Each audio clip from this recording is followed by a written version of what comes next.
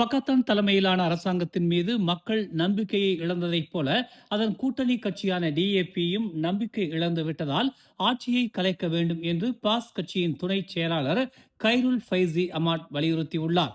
பக்கத்தானின் கூட்டணி கட்சியான டிஏபி அரசாங்கத்தின் பதவிகளில் நீட்டிக்க வேண்டுமா என்பது குறித்து கட்சியின் உறுப்பினர்களிடம் கலந்தாலோசிப்பதாக தெரிவித்துள்ளது.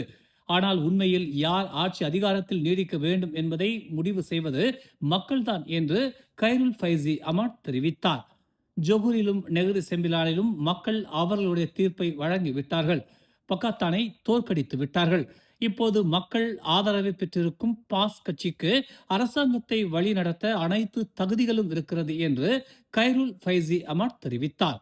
அரசாங்கத்தில் இருக்கும் பக்கத்தான் கூட்டணிக்குள்ளேயே ஏற்படும் பிரிவுகள் அரசாங்கத்தை பாதிக்க கூடாது. உங்கள் அரசியல் கட்சிகளிடையே நிலவும் பிரச்சனையை சமாளியுங்கள். அதுவரை பாஸ் கட்சி நாட்டை வழிநடத்தட்டும் என்று கைருல் ஃபைசி அமாட் வலியுறுத்தியுள்ளார். டிஏபி கட்சி அதன் தலைவர்களை அரசாங்க பதவிகளில் இருந்து நீக்கினால் நாடாளுமன்றத்தை கலைக்க வேண்டும் என்ற கோரிக்கையை PKR நிராகரித்துள்ளது. மேலும் ஒற்றுமை அரசாங்கம் அதன் பதவி காலம் முடியும் வரை தொடர்வதற்கு போதுமான ஆதரவு இன்னும் உள்ளது என்றும் அது தெரிவித்துள்ளது.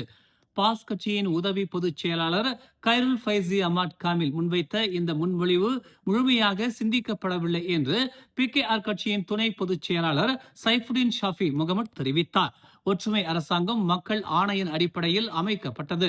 குறிப்பாக தேசிய பொருளாதாரத்தை முன்னேற்றுவதில் அதன் நிரூபிக்கப்பட்ட சாதனைகளை கருத்தில் கொண்டு அது தனது முழு பதவிக்காலம் முடியும் வரை தொடர அனுமதிக்கப்பட வேண்டும் என்று அவர் கூறினார். டிஏபி கட்சியின் அடிமட்ட தொண்டர்கள் தங்கள் தலைவர்கள் அரசாங்க பதவிகளில் இருந்து விலக வேண்டும் என்று முடிவு செய்தால் கட்சியின் நாடாளுமன்ற உறுப்பினர்கள் இன்னும் அரசாங்க குழுவின் ஒரு பகுதியாகவே இருப்பதால் நிலைமை சீராகவே இருக்கும் என்று அவர் இன்று ஒரு அறிக்கையில் தெரிவித்தார். டிஏபி கட்சியின் பொதுச் செயலாளர் அந்தோனி லோக் கட்சியின் தலைவர்கள் அரசாங்க பதவிகளில் இருந்து விலக வேண்டுமா என்பதை ஆகஸ்ட் 16ஆம் தேதி நடைபெறும் கட்சியின் மாநாடு முடிவு செய்யும் என்று முன்னதாக தெரிவித்திருந்தார் என்பது குறிப்பிடத்தக்கது. தேசிய போதைப்பொருள் குற்ற புலனாய்வு துறையினர் மேற்கொண்ட சோதனையில் 43 மில்லியன் ரிங்கிட் மதிப்பிலான போதைப்பொருள் பறிமுதல் செய்யப்பட்டுள்ளதாக புக்கிட்டமான் போதைப்பொருள் குற்ற புலனாய்வுத்துறை இயக்குனர் டாக்டர் ஹுசைன் ஒமார் கான் தெரிவித்தார். 3 வெவ்வேறு சோதனைகள் மேற்கொள்ளப்பட்டதில் 3 கும்பலைச் சேர்ந்த 15 பேர் கைது செய்யப்பட்டிருப்பதாக டாக்டர் ஹுசைன் ஒமார் கான் தெரிவித்தார். ஆபரேஷன் காளிதாசா சிறப்பு நடவடிக்கையின் மூலம் 20.74 மில்லியன் மதிப்பிலான 409 கிலோ மெத்தாம்பெத்தமின் திரவ நிலையிலான போதைப்பொருளுடன் 2 உள்ளூர்வாசிகளும் கைது செய்யப்பட்டிருப்பதாகவும் ஆபரேஷன் KLIA சிறப்பு நடவடிக்கையின் மூலம் 21.26 மில்லியன் மதிப்பிலான 260 கிலோ கஞ்சா 1 கிலோ கொகைன் ஆகியவற்றுடன் 13 பேர் கைது செய்யப்பட்டிருப்பதாகவும் டாக்டர் ஹுசைன் ஒமார் கான் தெரிவித்தார்.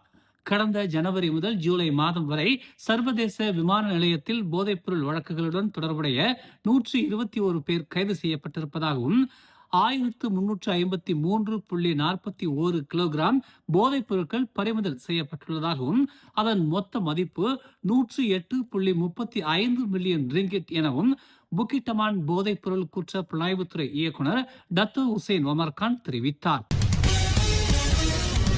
2014ஆம் ஆண்டு முதல் 2017ஆம் ஆண்டு வரை பரிசான் நேஷனல் ஆட்சி காலத்தில் தபோங் ஆட்சி நிர்வாகத்தில் குறைபாடுகள் இருந்ததை அம்னோ கட்சி வெளிப்படையாக ஒப்புக்கொள்ள வேண்டும் என்று அம்னோ முன்னாள் இளைஞர் பிரிவு தலைவர் கைரி ஜமாலுddin தெரிவித்துள்ளார். தபோங் ஹாஜி தொடர்பாக கடந்த வாரம் வெளியிடப்பட்ட அரசு விசாரணை ஆணையத்தின் அறிக்கையை தொடர்ந்து குறிப்பாக நெகிரி செம்பிலான் மாநில தேர்தல் பிரச்சாரத்தின் போது தபோங் ஹாஜி நிர்வாகத்தில் முறைகேடு அல்லது ஊழல் எதுவும் நடைபெறவில்லை என்று அம்னோ தலைவர்கள் சிலர் மறுத்து பேசியதை தாம் புரிந்து கொள்வதாக அவர் கூறினார். எனினும் தன்னை சீர்திருத்தங்களை முன்னெடுக்கும் கட்சியாக அம்னோ காட்டிக்கொள்ள விரும்பினால் வெறும் மறுப்புகள் மட்டும் போதுமானதாக இருக்காது என்று அவர் வலியுறுத்தினார். கடந்த காலத்தில் ஏற்பட்ட நிர்வாக பலவீனங்களை ஒப்புக்கொண்டு அவை மீண்டும் நிகழாத வகையில் சீர்திருத்த நடவடிக்கைகளை மேற்கொள்வதே கட்சியின் நம்பகத்தன்மையை உயர்த்தும் என்று அவர் தெரிவித்தார். அண்மையில் காலமான ஆசிரியையின் குடும்பத்தினரை கல்வி அமைச்சர் ஃபத்லினா சிடேக் நேரில் சந்தித்து ஆறுதல் தெரிவித்தார். அவர்கள் குடும்பத்தினரின் வலியை உணர்வதாகவும் கடினமான தருணத்தில் பாதிக்கப்பட்டவர்களிடம் தாம் கூறும் ஆறுதல் மிக முக்கியம் என்றும் அவர் கூறினார். அந்த குடும்பத்தினரின் விரக்தியையும் மனக்குமுறலையும் தாம் பொறுமையாக கேட்டதாகவும் அவர்களுக்கு இப்போது தேவை ஆறுதலும் நீதியும் தான் என்றும் அவர் தெரிவித்தார். தாம் ஆறுதலை வழங்கியதாகவும் நீதியை வழங்க நிச்சயம் காவல்துறைக்கு ஒத்துழைப்பதாகவும் அவர் தெரிவித்தார். உண்மையில் என்ன நடந்தது என்பதை பலரும் அறிய காத்திருக்கிறார்கள், தாம் உட்பட என்று அவர் தெரிவித்தார். ஆனால் இப்போது விசாரணை நடந்து கொண்டிருக்கிறது. அந்த விசாரணை முறையாக நடக்கும் என தாம் நம்புவதாக அவர் கூறினார். அதற்கான அனைத்து வழிகளையும் கண்டறிந்திருப்பதாகவும் இந்த விவகாரத்தில் ஆசிரியர்களின் தனி உரிமைக்கு முக்கியத்துவம் அளிக்க வேண்டும் என்றும் அவர் கேட்டுக்கொண்டார். காவல்துறை விசாரிக்க அவகாசம் கொடுங்கள் என்றும் அவர் வலியுறுத்தினார். மேலும் பாதிக்கப்பட்ட குடும்பத்தினருக்கு சமூக நல பாதுகாப்பு அதிகாரிகளின் உளவியல் அதிகாரிகள் சிகிச்சைகளும் ஆதரவும் வழங்கி இருப்பதாக கல்வி அமைச்சர் தெரிவித்தார்.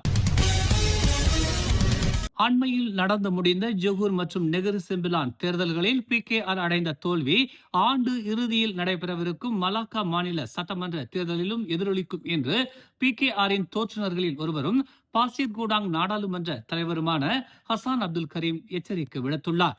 கடந்த பொது தேர்தலில் அம்னோவுக்கு இல்லாத ஆதரவு இப்போது மக்கள் மத்தியில் ஏற்பட்டிருக்கிறது என்றால் அது PKR செய்த தவறு என அவர் சுட்டிக்காட்டினார்.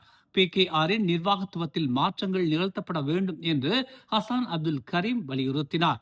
ஆட்சியில் அமர்ந்ததும் மக்களிடம் இருந்து PKR தொலைவாக சென்று விட்டதாகவும் முந்தைய காலங்களில் PKR சட்டமன்ற மற்றும் நாடாளுமன்ற உறுப்பினர்களை மக்கள் இலகுவாக சென்று பார்த்தனர் என்றும் அவர் கூறினார்.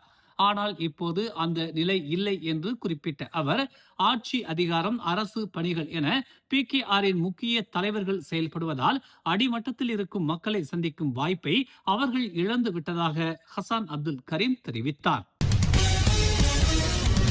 ஈப்போ தஞ்சோங் ரம்புத்தானில் உள்ள ஒரு முதியோர் இல்லத்தில் 54 வயது ஆடவர் ஒருவர் நேற்று பலத்த காயங்களுடன் இறந்து கிடந்தார்.